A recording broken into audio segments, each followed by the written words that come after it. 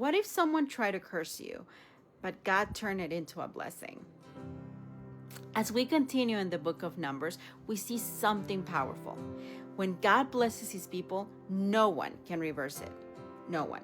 In chapters 23 and 24, a king named Balak is afraid of Israel. He's terrified and asks the prophet Balaam to curse them. But every time Balaam opens his mouth, something amazing happens. God turns the curse into a blessing. Balaam even declares that what God has blessed cannot be cursed. It reminds us that when God's hand is on your life, no enemy, opinion, or obstacle can cancel his plans. But then in chapter 25, Israel falls into sin with the Moabites and begins worshiping false gods. This brings serious consequences. Yet we also see someone stand up for God's holiness. Phinehas, the grandson of Aaron, his courage to act restores peace among the people. Have you ever wondered if your choices today could affect generations after you? I know I have. In chapter 26, God commands Moses to take a new census of Israel. A new generation is rising, the generation that will enter the promised land. Even though the previous generation struggled with unbelief, God's promise is still moving forward. It doesn't stop.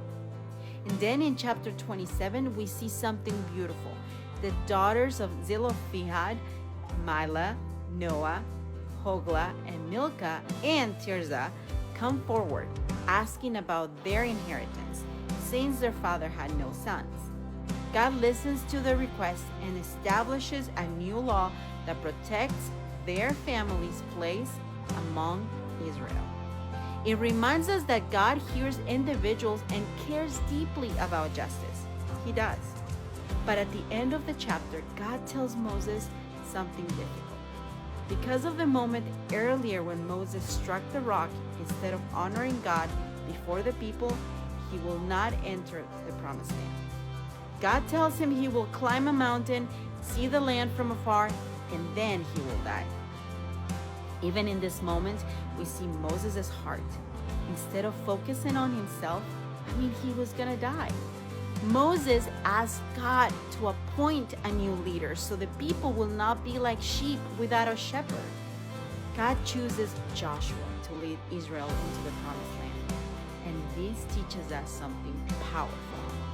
Sometimes God's plans continue beyond our lifetime. Moses led faithfully for years, guided the people through the wilderness, and prepared the next generation, even if he didn't step into the promised land.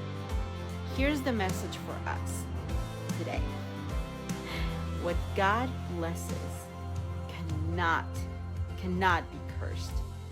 Our choice matters, and God's plans move forward from generation to generation. Faith is not only about reaching the promise ourselves, sometimes it's about preparing the way for those who come after us. Thank you for watching.